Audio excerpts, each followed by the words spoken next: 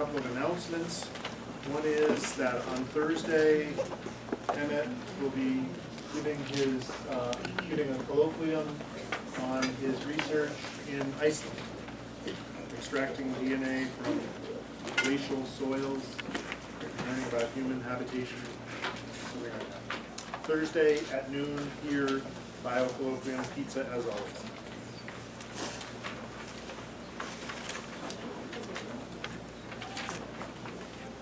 The next set of announcements, I guess, is related to the course. Let's just go through the Moodle. Let's see. If you're looking at the course schedule, you'll notice that there's no lab this week, on Tuesday or Thursday. So, Tuesday lab, I will be in the lab on Tuesday afternoon. So if you have Tuesday lab and you want to use the lab facilities, either the cadaver or AMP Reveal, to help you learn anatomy for the exam, that's available to you. It will be open and ready to go. So I'm happy to demo things, let you use the AMP Revealed, etc. Tuesday, but there's no lab, it's not required. On Thursday is the exam, and you have 4 options for starting the exam.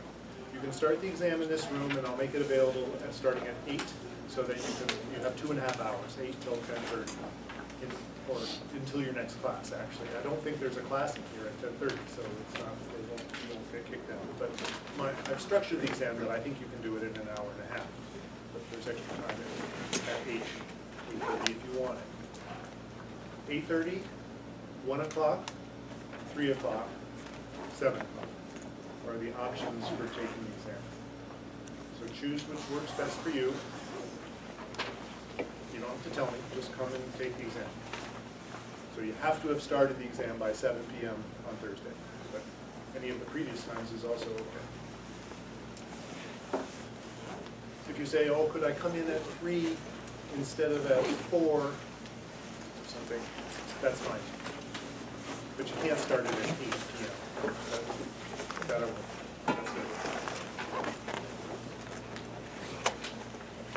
Okay, so those are the options for the exam on Thursday. This forum is still open if you would like to read what other students have written. It's anonymous, so you don't know who's who, but if you want to read what other students have written about the cheating and the possibility of cheating on the quizzes, or exams for that matter, feel free to go ahead and weigh in. Here's the link to the lecture videos. You probably all know about that. If you want to review some piece of a video from before, that's how you get to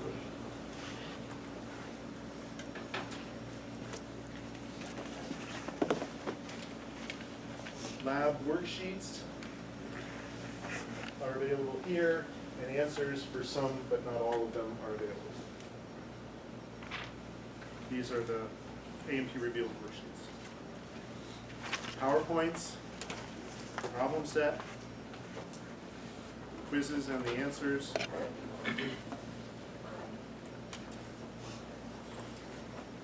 Brittany has prepared a study guide for the exam, which is it's a more interactive version of the key concepts. So you can use that to test your knowledge. It's not an exam. It's not in an exam format. It's more of a worksheet format. So it's an opportunity for you to test your knowledge using something that Brittany prepared. And if you would like to schedule a session, a question and answer session with Brittany, you need to contact the Academic Enrichment Center first, and then you work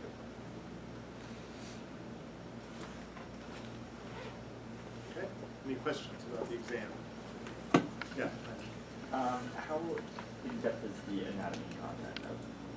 So in principle, I've tested you, I've quizzed you on anatomy, but I will do a spot check, and I will. So this exam is, let's say, 80% physiology and 20% anatomy. So the level of detail on the anatomy could be the same as a quiz. It wouldn't be deeper than a quiz, but it could be the same level as a quiz. But And it could be anything that I've quizzed you on so far. Or anything that I haven't quizzed you on, but is something that you've studied either from a worksheet or from class or from the coloring book. Yeah. Will you be available at any other time besides like this afternoon for questions, like anytime tomorrow? Let me look at my calendar. See.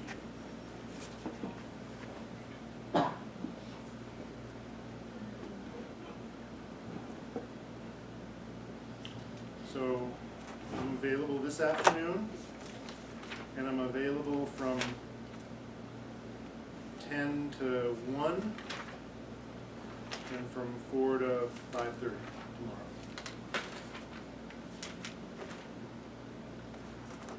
We can find you in your office. Yeah, I'll do that. I'm also available during the exam time. I mean, if you're not taking the exam, I'm happy to answer questions about the exam. And of course, during the exam, I hope it goes without saying, if you're unclear about a question, you're welcome to come talk to me and get clarification on what I'm asking for. Like I try to make questions as clear as possible so that parsing my question is not part of the exam. Knowing the material is what I'm trying to test you on. But if you're unclear about what I'm asking, feel free to ask me the question so I can clarify. Don't expect you to be able to read my mind, and what I think is clear might not be clear to you.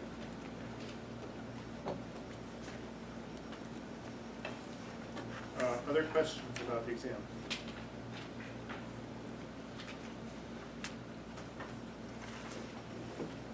Yes?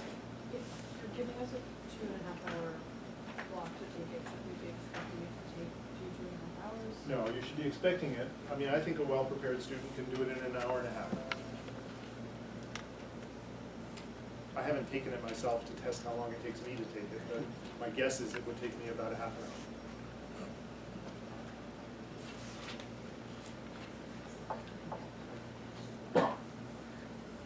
That's a fairly standard rule of thumb, actually, for your professors. If we can do it in a half an hour, we think the 3-to-1 ratio is something that we've been working with, probably since CGI. I mean, it's not so funny, right? I mean, we know it. We know what I've written the question, so I know the question even before I'm sitting down to answer it. So it's not so surprising that it would take me less time than it would take you. I don't have to think about it. I just have to write it. You have to think about it and then write it. That's a 3-to-1 ratio. Sometimes it's 2-to-1, in which case the exam feels long to you. Right? That's just something that, I don't know about all your professors. All I know is that that's a rule of thumb that I've been using for a long time.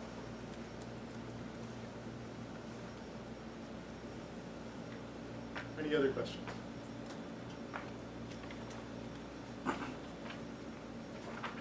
Okay, then let's start with today's class.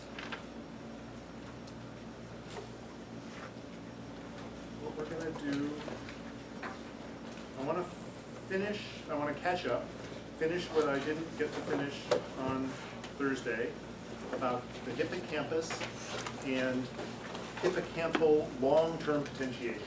It's something that is an interesting phenomenon. It's an important phenomenon in neurophysiology. You're using it right now because it's part of learning and memory. And it helps me to recap some of the key concepts that we've been talking about. So you are not responsible for knowing the steps in hippocampal algebra. That is not going to be on exam. But you'll see that it's a substrate, it's a basis for doing some things that you do need to know for exam. So here is an image of the hippocampus. This is the temporal lobe that has been partially cut away. So a cut has been made in the temporal lobe, and so we're seeing the deep or medial temporal lobe. So here's the lateral temporal lobe, and here's the medial temporal lobe, and here is the hippocampus buried in the medial temporal lobe. You can't see it from the surface of the brain. You can't see it from the surface of the brain. So you should be looking at a picture like this and already thinking of words: gyrus, sulcus, gray matter, white matter, what am I seeing on here? I can see frontal lobe, parietal lobe, occipital lobe, temporal lobe. I can see, like I said, gyrus and sulcus. I could make the assumption that this is the central sulcus. I'm not sure it is, but that's a reasonable guess for that being the central sulcus. So this would be the pre-central gyrus. It's not really cartooned very well. And this would be the post-central gyrus. What else could we see? We can't really see the lateral sulcus in this image. So anyway, like I said, I'm using this image to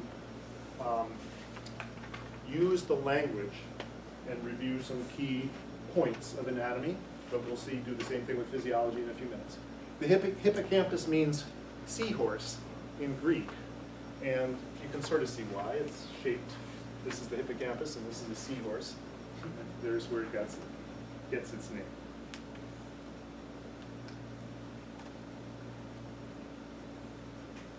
So here is a coronal section of the brain, temporal lobe, medial temporal lobe, hippocampus. So you can see it in some, but not all, coronal sections of the hippocampus. And we could go through this. We could play our game and review a lot of structures that you could see in this slide.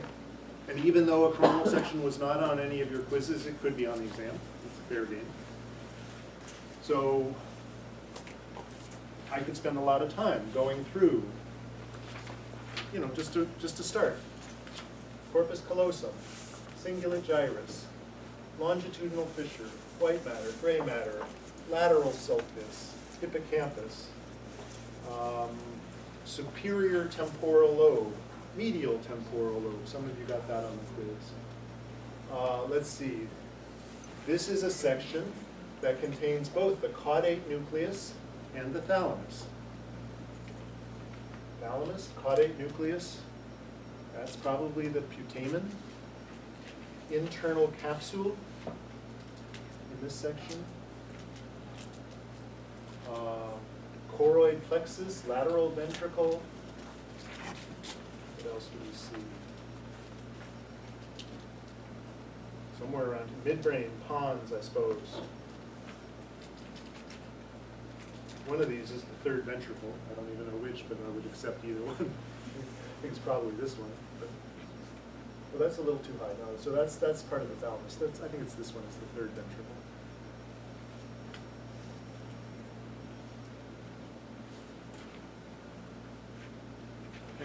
So you can play this game at home. Think about how many structures you can name in this image. I'll bring the book to lab today if you wanna go through all the sections of the brain. Got the book. So the hippocampus. So this is a section through the hippocampus. You'll notice it's got this sort of C structure when it's in certain slices. This is a rat hippocampus, but human hippocampus has a similar structure, which is, it's got a well-organized layered structure. So you'll see, in most sections of the hippocampus that are displayed in the literature, a sort of a C within a C structure. These dots are cell bodies. The pink area is where axons, dendrites, and synapses are. So this is where the cell bodies of the dentate gyrus. That's not a name. That's on your key concepts list. This is the cell bodies of the dentate gyrus. Here are the cell bodies of the CA3, CA2, and CA1 sections of the hippocampus. Those names are also not on your key concepts list. But the hippocampus has different sections. But it's got a beautiful, layered, well-organized architecture. Here's a cartoon of that architecture, the C within a C structure. So here are the cell bodies of the dentate gyrus. They receive information from the rest of the brain. This is the entorhinal cortex. That again is a name that's not on your key concepts list. This is for the aficionados among you. It receives information from the brain. This is So these are dendrites, and these are axons, and this is an abundant synaptic, it's called neuropil, where the synapses are. So these synapses, these neurons are accumulating information, EPSPs, IPSPs, summating them, and action potentials are propagating out their axons, where they make synapses on the CA3 section of the hippocampus. Same thing, neurophysiology happens. We'll talk about that some more. Then the CA3 neurons, the cell bodies of the CA3 neurons, dendrites, synapses, axons with action potentials, make synapses on the dendrites of the CA1. So this 3-synapse pathway is important for the function of the hippocampus. And this set of synapses, the set of synapses between the CA3 and the CA1 neurons, does something called long-term potentiation. That was first identified in the 1950s and has been the basis for study of the physiological basis for learning and memory since then. So they knew, even before that, they knew that the hippocampus was important for learning and memory through some sort of disastrous surgeries that were done almost accidentally. So there was a patient named HM, those were his initials, and he had epilepsy, and it was terrible, and it was destroying his life. And so this aggressive surgeon said, oh, I can fix this, and so he decided to go in and take out both of HM's hippocampuses in an effort to cure his epilepsy, which he did. His epilepsy was much improved, but HM could never again form a new memory. He was 20 years old or something for the rest of his life. Every time he looked in the mirror, it was a disconnect. Every time he had to go from his room to the bathroom, he didn't know where he was. He could form no new declarative memories. And then he was studied, so we now have a case of, what happens to a person with no hippocampus.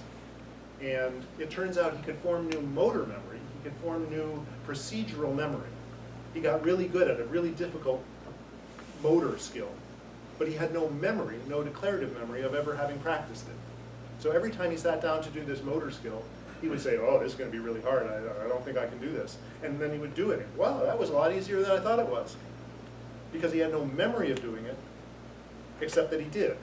So it was he was the basis for understanding the difference between declarative memory of things like facts and where you are and who you are, who you are and what year it is and how you got here today.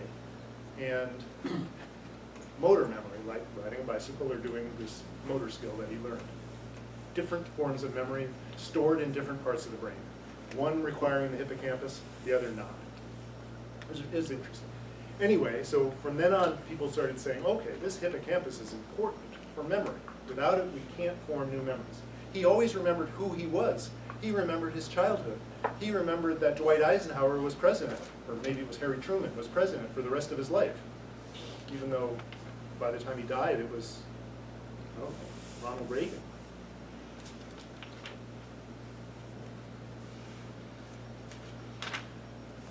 So this synapse, in fact all of the synapses, but this synapse does something called long-term potentiation.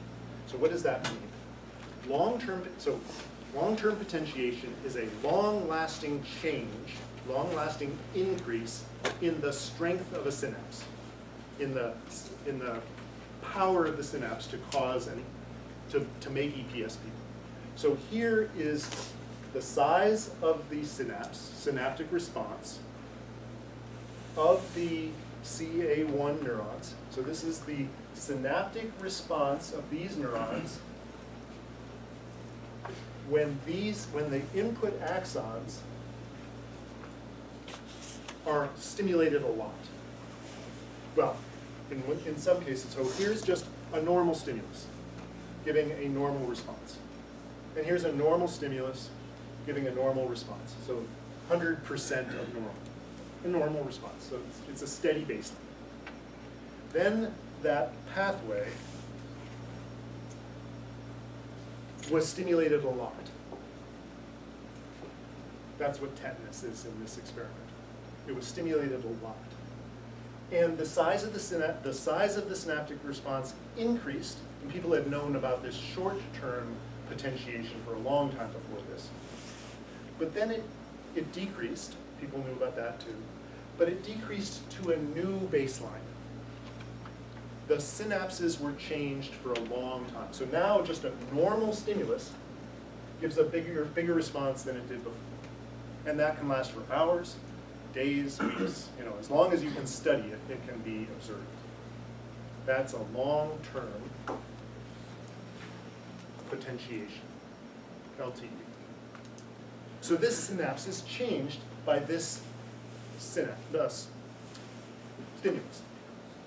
And this is what's going on in your brain right now. So right now you've learned about LTP.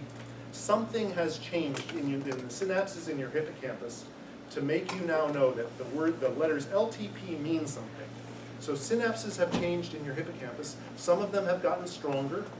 And then, over the course of the next day, probably maybe sometime tonight while you're sleeping, that synaptic information will get propagated from your hippocampus to elsewhere in your cortex that will form the site of the memory. So the hippocampus is required to form the memory, but it's not where all your memories are stored. It's it's the controller that controls making memory and then recalling memory. Every time you recall a memory, you need your hippocampus. Every time you make a memory, you need your hippocampus. But just storing that memory is everywhere, or not everywhere, but in large areas of your cortex. Sophie. What do you mean by the strengthening, physiologically what happens? Okay, let's talk about physiologically what happens. So here is the basic LTP story. So I want to be clear, I'm oversimplifying, and I'm leaving out a lot of other information that people would say, oh, you've left out this, and you've left out that, and you've left out this other thing, and that's true, I have. My main goal is to answer Sophia's question about the physiological basis of LTP on a simple level, and to review some key concepts for the exam.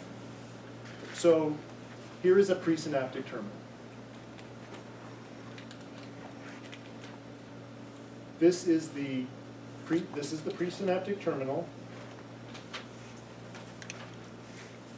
of this axon, of one of these axons, forming a synapse here in this dendritic tree.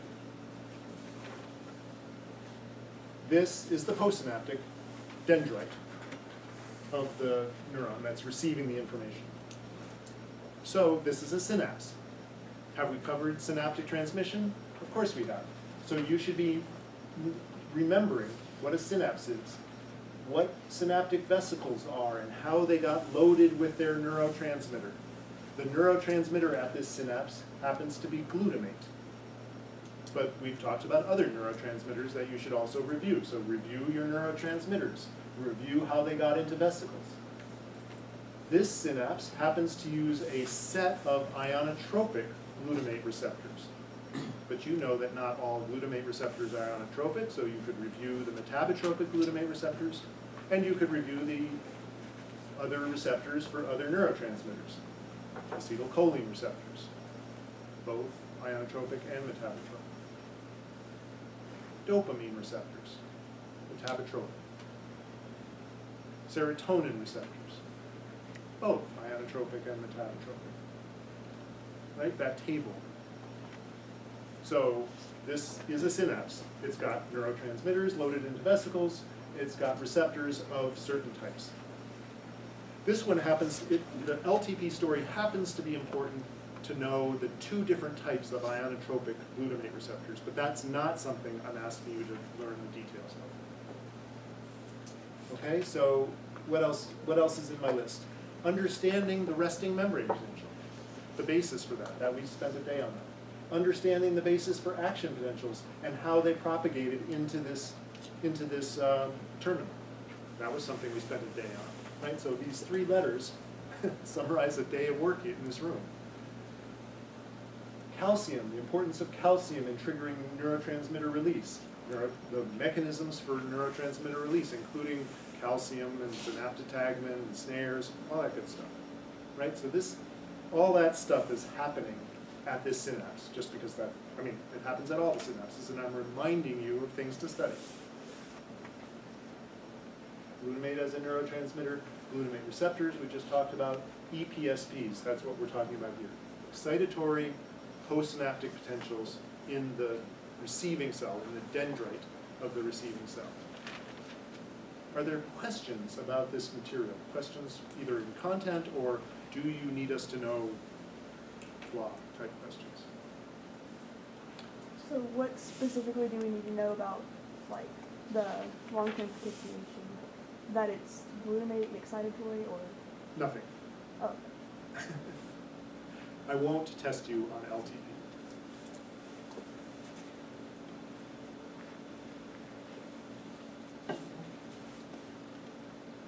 Other questions?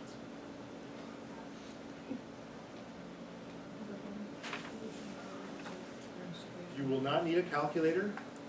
You will not need to memorize the Nernst equation or the Goldman-Hodgkin-Katz equation. You will need to know what they do. And for those of you who are mathematically inclined, some of the questions could be answered easily if you know the Nernst or Goldman-Hodgkin-Katz equation. But for those of you who are not mathematically inclined, the answers can be gotten intuitively from knowing, what happens when permeabilities change, or what happens when ionic concentrations change. So you could play around with that Goldman-Hodgkin, the Nernst-Goldman simulator to get a sense of what happens in change when things are changing, even without knowing the details of the equations. So the short answer is don't bring a calculator, you don't need it. Don't memorize the equations, but know how they work and what they do.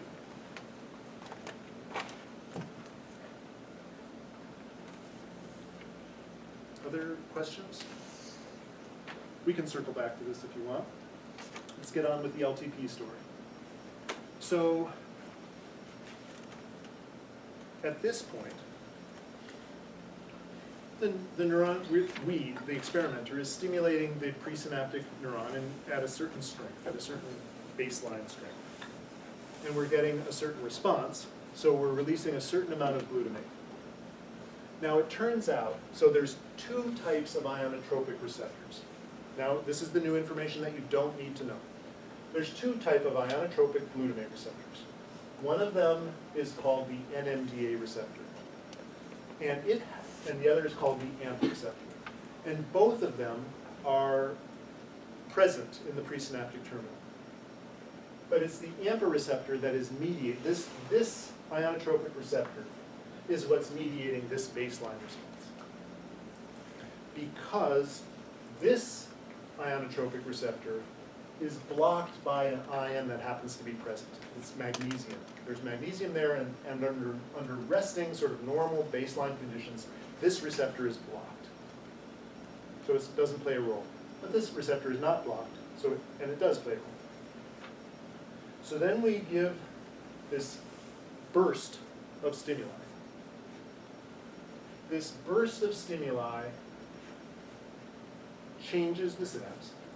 And basically what it does is by activating so many of the AMPA receptors that are there, this part of the neuron gets depolarized a lot. A big stimulus, big depolarization. This big depolarization kicks the magnesium that was blocking the NMDA receptors out. So now the NMDA receptors are unblocked, a voltage-dependent unblock of a new receptor. And it turns out that NMDA receptors are calcium permeable as well as sodium and potassium. So calcium flows in through the NMDA receptors. It didn't flow in before because these were blocked. But now with this burst of activity, big depolarization, voltage-dependent unblock, open of channels, because the neurotransmitter is there, lots of neurotransmitter. These channels are calcium permeable, and you know what calcium does. It does a lot of things. You should be remembering, oh yeah, GQ receptors release intracellular calcium, and that changes a lot of things. Here it's not the release of intracellular calcium, it's calcium flowing through a receptor that got unblocked. So calcium, and in this story, you might want to go into the PKC story, because that's what you've learned about, calcium binding to protein kinase, calcium binding to protein kinase C, and with diacylglycerol activating it. That's one of the calcium stories. But there's another calcium story, calcium binding to calmodulin. It's either a typo or this was in a French journal. I can't remember. I don't know which. But calcium, one of the postsynaptic responses to calcium is calmodulin.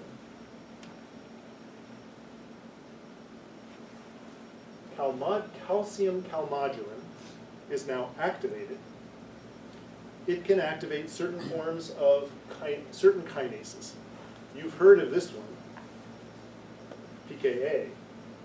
You haven't heard of this one, but it's another one. It's a calmodulin-dependent protein kinase.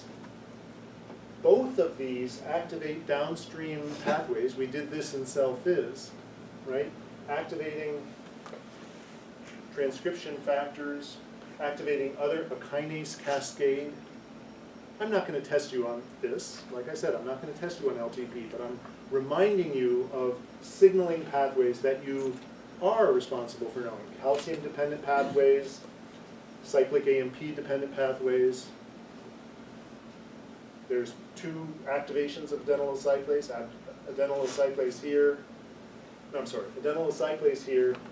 Oh, I got confused. This is not PKA. This is adenylyl cyclase that activates PKA. Right, so I got myself confused. Anyway, kinases do things, right? Kinases do a lot of things. And one of the things that PKA does is it causes more AMPA receptors to be synthesized and inserted into the postsynaptic membrane. More receptors means a larger response. So now, when we get a certain response, we have more AMPA receptors than we did before. And that is the basis for long-term potentiation. Now, there are other effects, right? So somebody say, oh, you didn't go into gene, transcriptional changes. Yes, that happens too. So all kinds of changes happen. But this is really the basis, the starting point for long-term potentiation. Will it ever go back to baseline? Will it ever go back to baseline? My understanding is that as long as you can keep the preparation, biological preparation alive, so ever is a long term, ever is a long time. Will it ever go back to baseline? Yeah, probably, but not. But the idea is that this is a long time. This can change for days, or maybe even weeks in a living animal. They've measured that this is in us like a brain slice. This experiment was done in a slice of a brain, which doesn't live forever. But they've done it in living animals, which also don't live forever, but they live for a long time. And this potentiation is visible for as long as they can make the measurement. So questions about what I want you to know.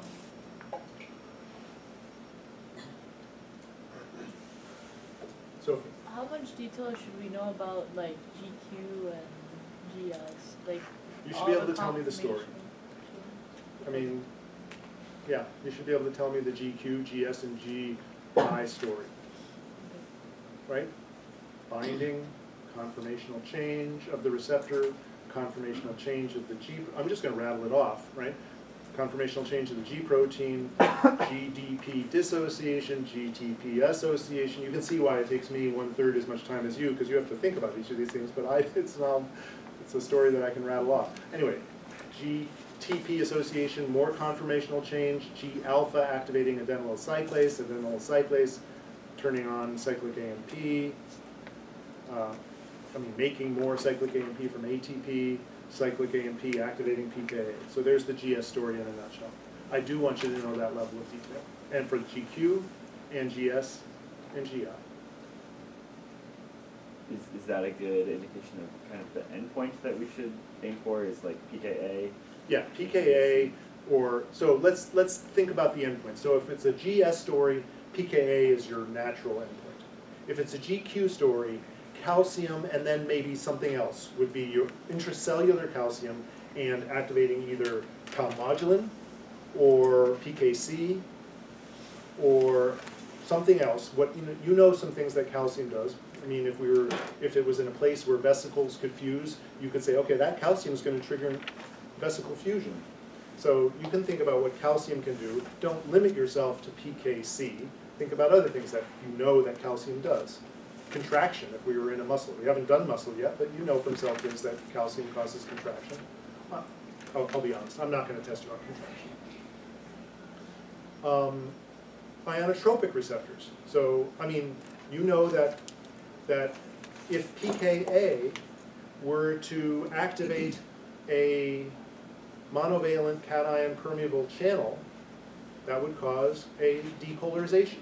So you can think about what pKa could do in order to get to the next step, if I give you the next step. If I say, I want you to explain how this causes a depolarization, and you get to pKa, you're not quite there. You have to then say, okay, what pKa must do in order to cause a depolarization.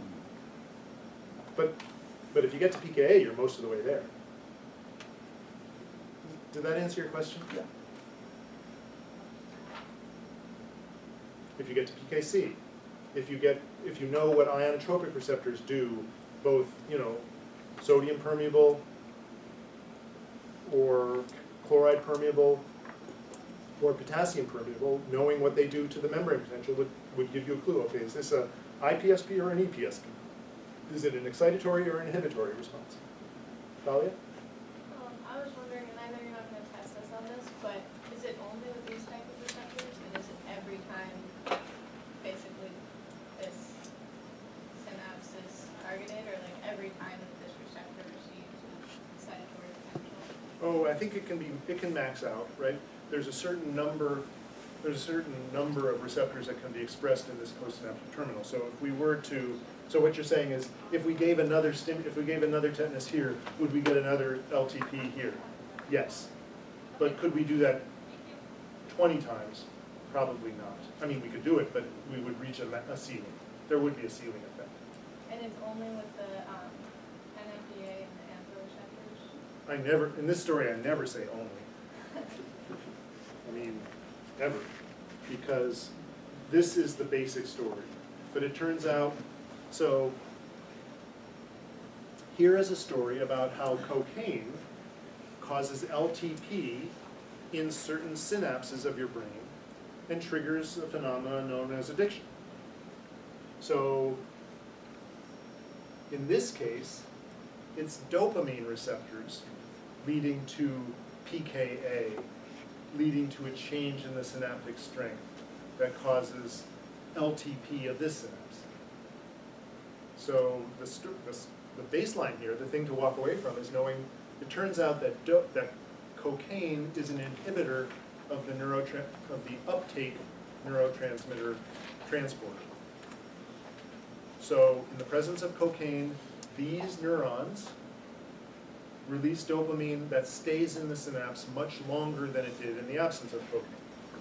So this dopamine activates more receptors because there's more of it. It has more time to activate more receptors, more GS-coupled receptors, more cyclic AMP from adenylyl cyclase, not shown, more pKa, more transcription, genetic changes of this postsynaptic neuron, more ion channels, LTP of this synapse, and that what has happened is the reward pathway has become activated. When you do that enough times, and the behavioral response is, I want more of that, and you're addicted. But addiction, at the cellular level, is a form of LTP. That's an oversimplification, right, big time. Don't take that over to psych, they'll screw me up.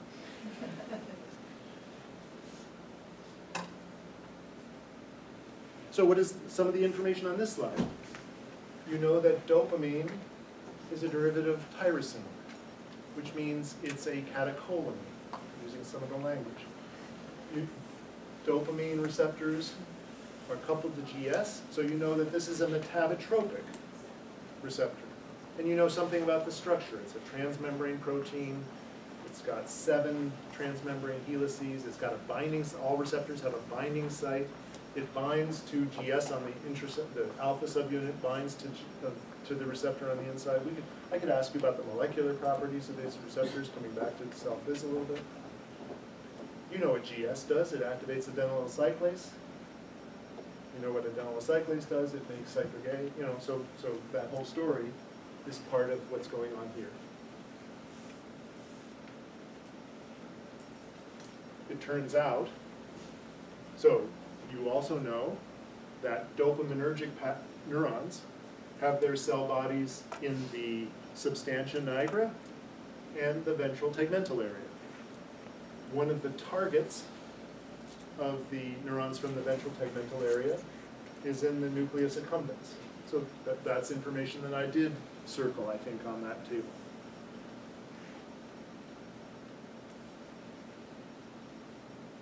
The nucleus accumbens also gets information from the rest of your brain.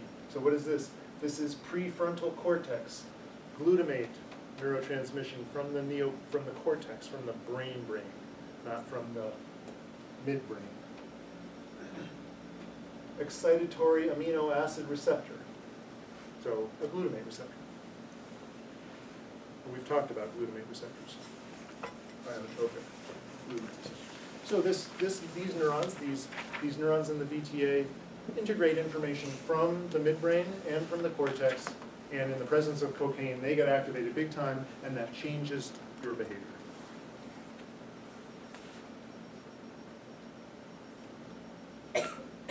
Okay, so I've got a boatload of clickers. They're on your sheet, but the goal of the clickers is not to quiz you now, because I'm going to test you on Thursday. The goal of the clickers is to establish a basis for a conversation. So I guess what I'd like to do is take a break now. During the break, you could look through the clickers, and you could choose which ones. I haven't given you the answers.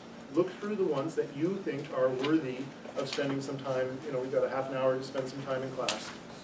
And we'll talk about those. Rather than go through them, because I have a feeling we wouldn't get through them all, I want you to guide me as to which ones you want to talk about. So let's take a 4-minute break, and then we'll do clickers. Give me some guidance as to which of these clickers you would want to work on first. I know. Slide 13. Slide 13. Okay, so everybody close your eyes so I don't show you the answers to it. 13. Okay. This is the one? Yeah. Okay. Let's go through this. Let's do it as clickers. It's the act of recalling and forcing you to actually write an answer. Well, not write an answer, but choose an answer. Activation of which of the following is associated with downstream increase in cytoplasmic calcium in neurons? Yes, maybe, sometimes, or no. GI-coupled GPCRs. GI-coupled metabotropic receptors. Metabotropic receptors that are coupled to GI. Are they going to cause a downstream increase in cytoplasmic calcium concentration? I don't think so. There's nothing I've taught you about, nothing that I've read about. I mean, I never say never, but that would be extremely rare.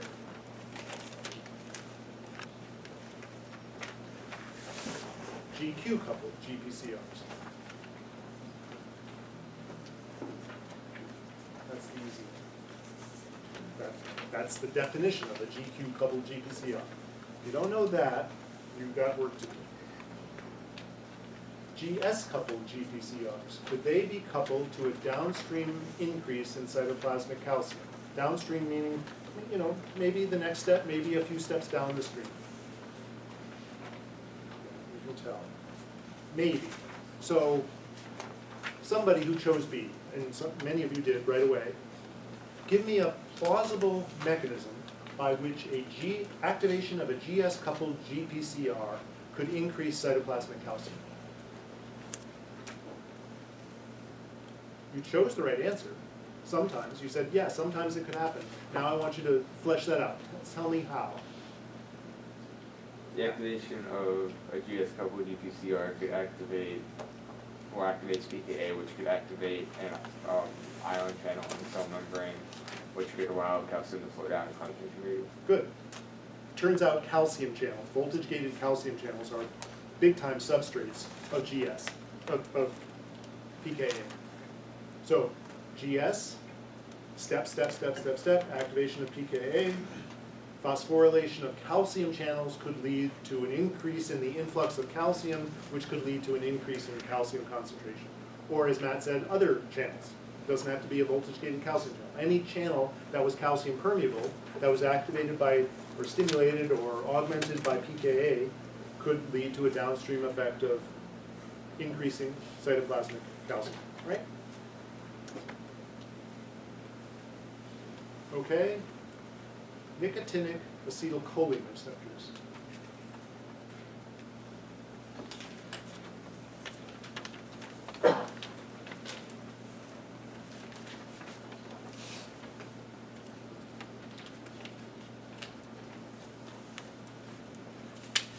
Two ways. One is that some nicotinic acetylcholine receptors are calcium permeable. But even the ones that aren't calcium permeable could cause an increase in intracellular calcium because nicotinic receptors cause a depolarization. Neurons express voltage-gated calcium channels. So depolarization activating calcium channels, calcium influx. And that's why it's an A. B is partially correct because but it's more than just sometimes. It's a lot of the time. NMDA receptors. So this would not be on the test, but this is circling back to something you learned about just a half an hour ago. NMDA receptors are calcium permeable. Once the magnesium block is relieved, calcium can flow in. Ionotropic GABA receptors. So these are the GABA A receptors. Ionotropic GABA receptors.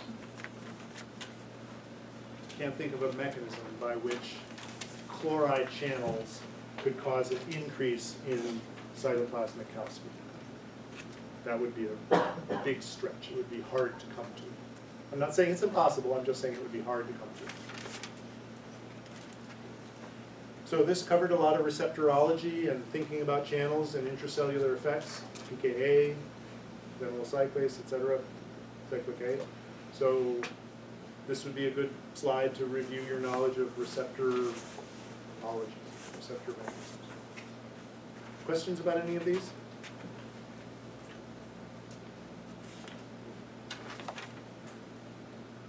Okay, another one.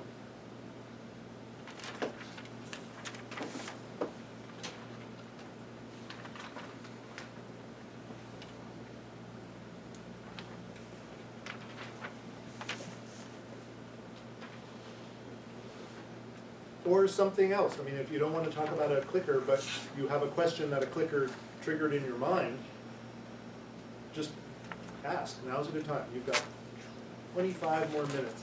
You've paid for 25 more minutes of my time. Let's use it.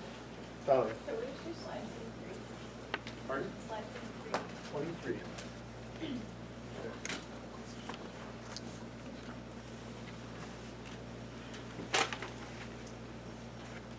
Okay, yeah, let's do this as a clicker.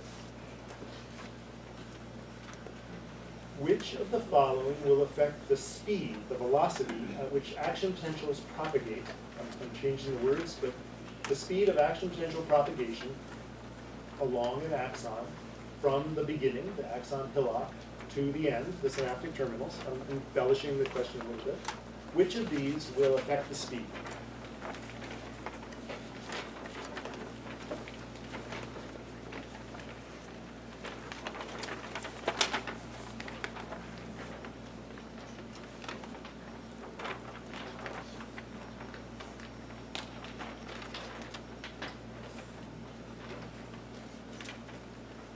Let's assume it's a myelinated neuron, because this answer only makes sense if it's a myelinated neuron. So we'll make the assumption that it's a myelinated neuron.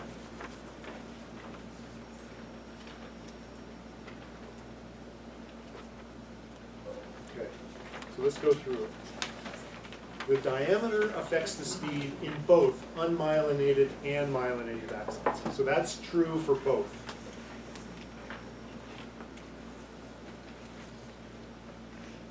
Temperature. This is a trick question. Remember, the thing that is rate limiting here is the protein conformational changes of the voltage-gated sodium channels. That's what determines the rate at which this thing propagates. Diffusion is fast, electrical changes are fast, but protein conformational changes are slow in this context. They're fast. I mean, it takes milliseconds, but it's milliseconds instead of microseconds. And so it's the rate limiting step. But you know, most of you know from biology, maybe biochemistry, that changing the temperature changes the rate of chemical reactions, including protein conformational changes. Protein conformational changes are highly temperature dependent. So I'm teaching you new stuff. I would not test you on this on the exam. But it's true that if you warm up an axon, it will propagate faster because the sodium channels are activating faster. If the myelin sheath, if the myelin sheath is super thick, the diffusion can go, instead of just going from one node of Ranvier to the next node of Ranvier, the diffusion might be able to go 3 nodes of Ranvier, or 4, or 10 even, before it has to get recharged by the next activation of sodium channels, right? So now, remember that video of the dominoes? The ruler got the signal down to the end of the ruler much faster than having to click, click, click, click, click, click, click to get to the end of the ruler, right? But I'm saying if the thickness of the myelin sheath is like making the ruler twice or 3 times or 4 times as long. And so that's going to speed it up.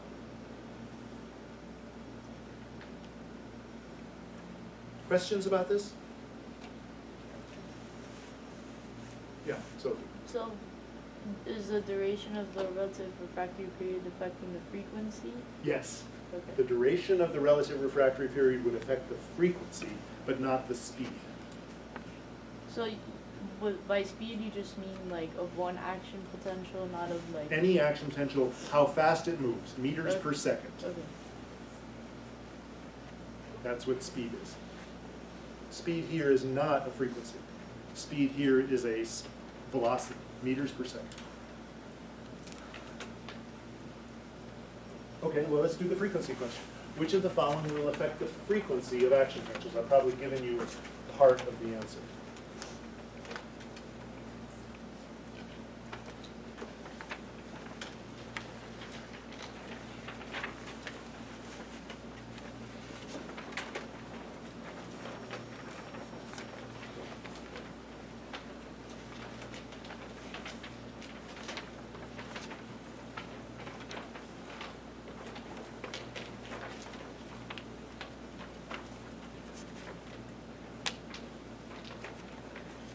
I think they all will. Those of you who didn't choose all of the above, if you want to ask me a question to how does temperature activation and recovery from inactivation are speeded up. Both of those are conformational changes. Recovery from inactivation decreases the duration of the relative refractory period. And if you circled B and you understood that temperature could affect the kinetics of channel recovery, you're there. Yeah, Valerie. Can you just explain how A relates to M? So, yes, I can.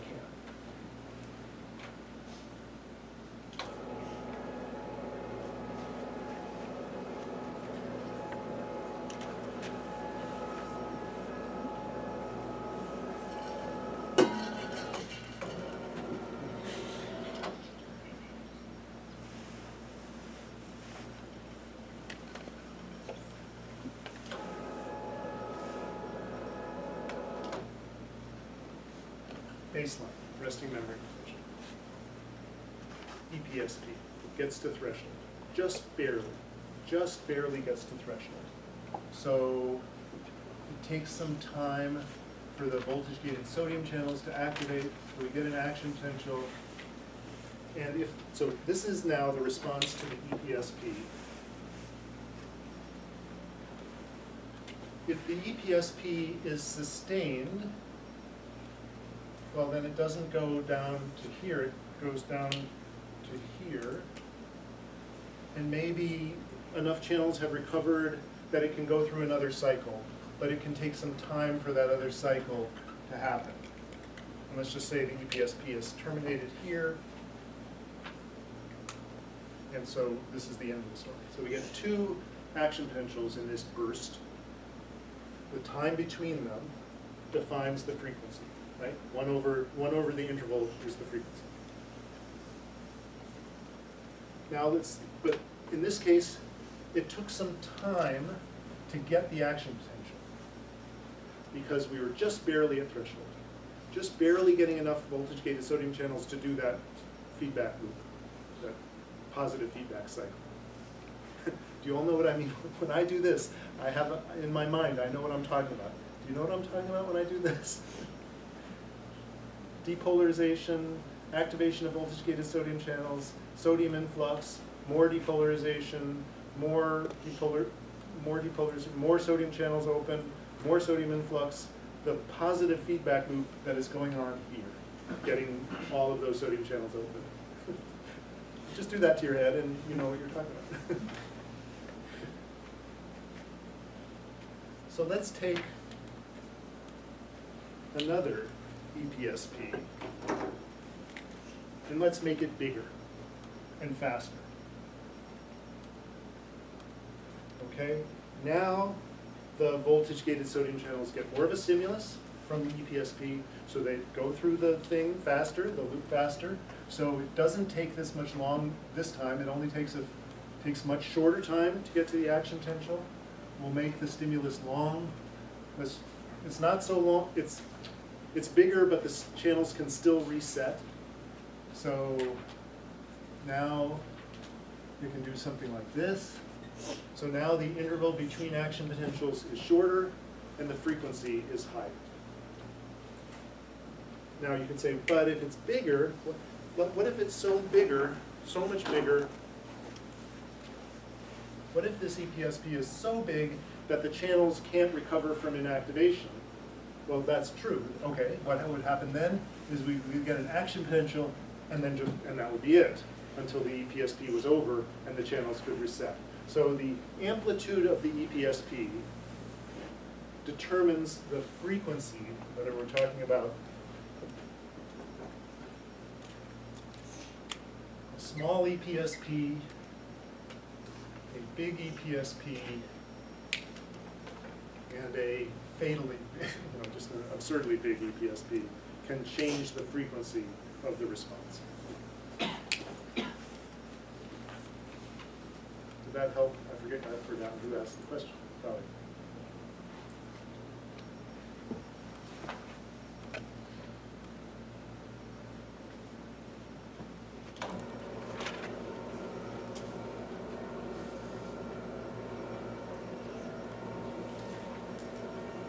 So we've gone through A. I think you all got B. D explains B. If the voltage-gated potassium channels activate fast, so the kinetics is the activation and deactivation of voltage-gated potassium channels, and that can affect that also.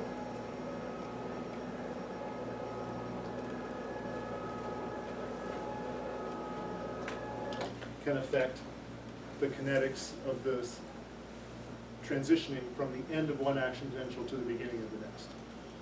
Because those voltage-gated potassium channels were responsible for the repolarization. So if we repolarize faster, we're going to shorten the relative refractory period, and that will allow the next action potential to be fast sooner.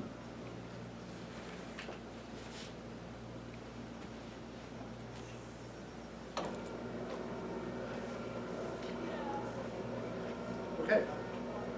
Questions about this? Or other questions?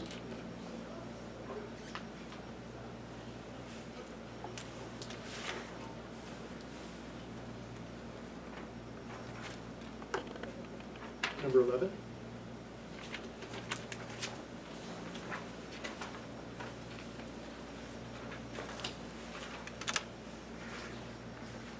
Okay, here's a drug. Tubocararine. It's a drug, it's another one of those paralytic poisons that are used by indigenous peoples of the Central and South Americans to poison their prey. Tip their arrows and poison prey. Tubocararine is a high affinity competitive antagonist of the muscle nicotinic receptors at the neuromuscular junction. Which of the following are true? So let's do this as a quick.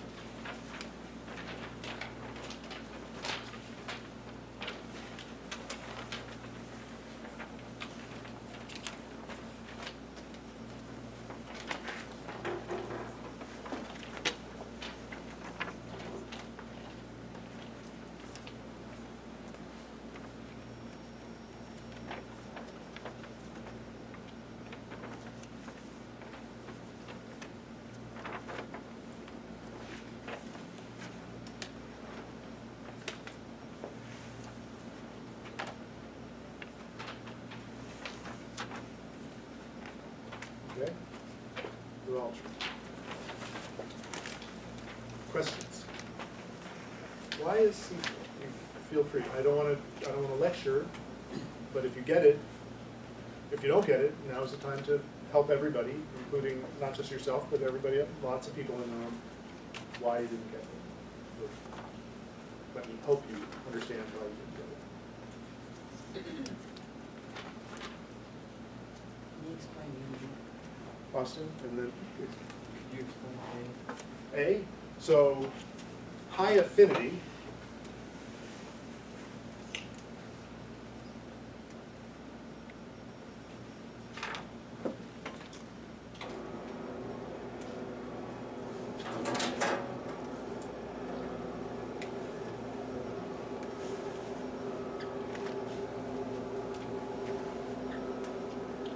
high affinity receptor. So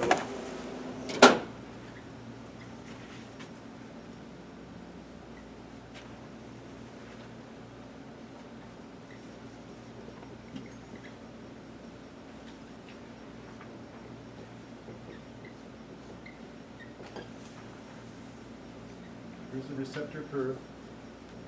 A high affinity receptor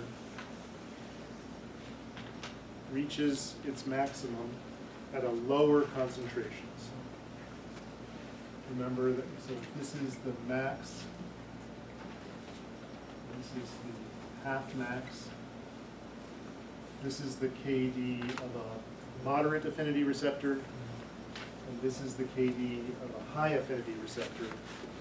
KD is low for a high, as affinity goes up, KD goes down.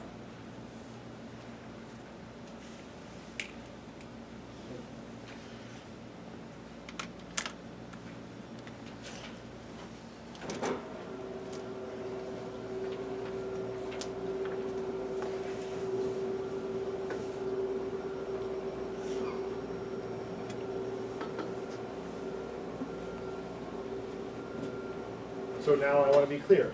B, now we're measuring the KD for the agonist. We're not measuring the before on the back here. What you were looking at before was measuring the KD of the drug. Now we're talking about the KD of the agonist. When the drug is present at some fixed concentration, because it's a competitive inhibitor. Now we're getting back to some self-is that I reviewed very quickly at the beginning of this course. A competitive inhibitor competes for the site And so the apparent KD of the neurotransmitter is increased in the presence of the drug. The drug has a fixed high KD. It competes with the neurotransmitter. And so the apparent KD of the receptor for the neurotransmitter is higher in the presence of the drug. The drug competes, and that produces a higher apparent KD. That's the definition of a competitive inhibitor.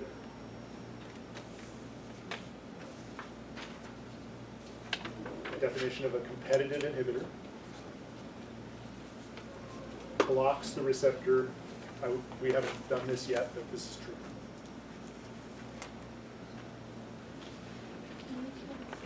C. That's pretty much the definition of a competitive inhibitor. If I say, so it says tuberculin is a high affinity competitive antagonist, competitive inhibitor. When I use those words, this is true. And it's not just me, it's in the world out there. If somebody talks about a competitive inhibitor, a competitive antagonist, the thing that activates the receptor and the thing that is antagonizing that or inhibiting that are binding to the same site. That's the definition of competitive.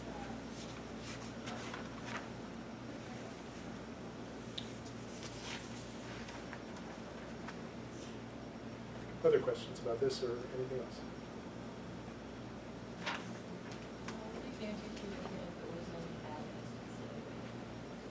If tuberculin was an agonist? Okay, so a competitive agonist.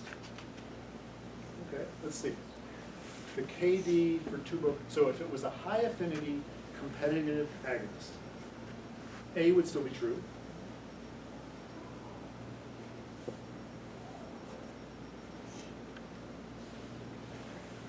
It would be hard to measure B, but it would still be true. C would be true, competitive, whether it's an agonist or an antagonist. C would be true. D would not be true. Tuberculin would cause contraction in that case. If it were agonizing the receptor, the drug would cause contraction, and the two things would cause more contraction.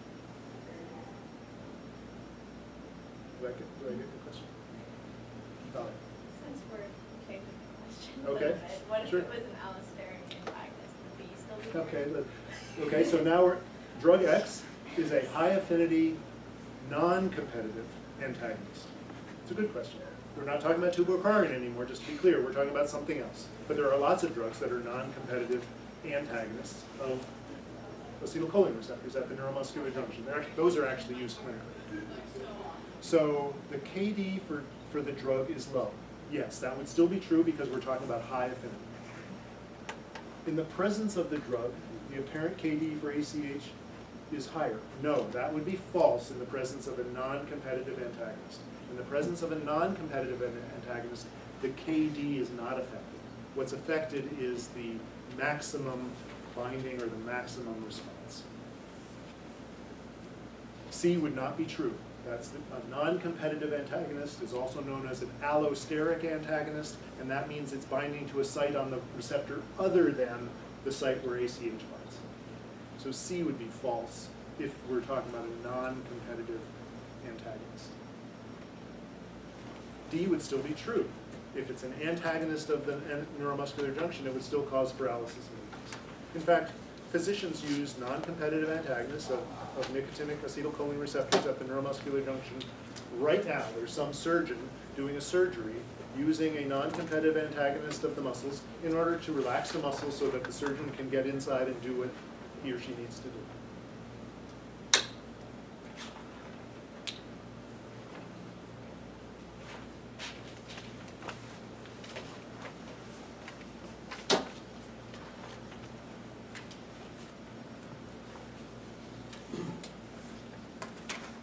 Can you just slide to me now? What do you know?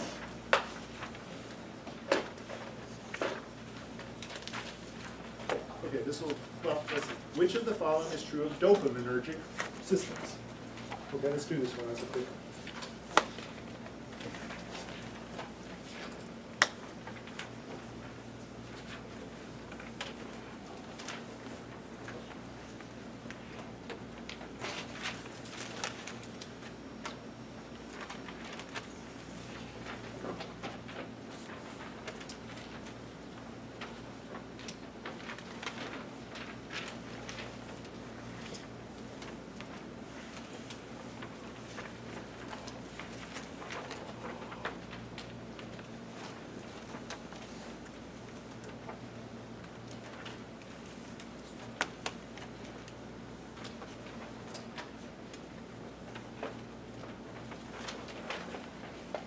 Okay, C and D.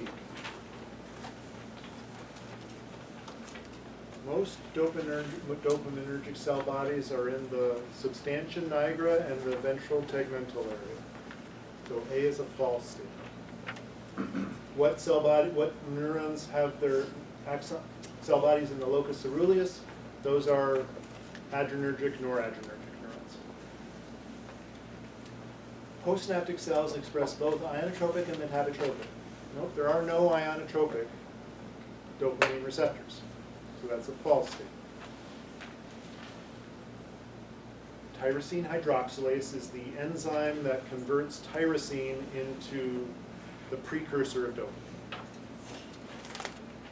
So dopaminergic neurons have to have tyrosine hydroxylase. Other neurons, including adrenergic and noradrenergic neurons, also have tyrosine hydroxylase.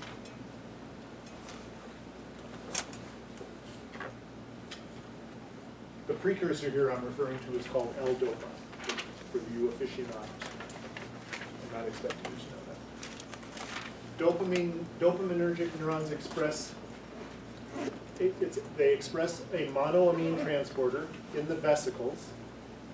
This is another fancy name for the neurotransmitter proton exchanger. I don't think I would test you on this jargon, because I didn't emphasize this in class.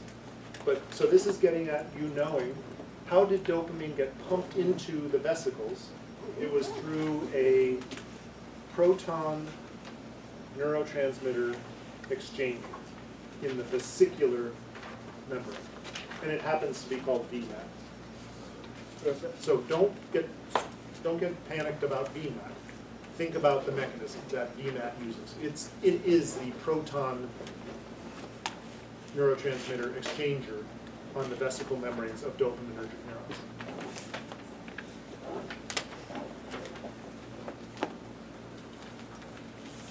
Amelia, did I satisfy your question?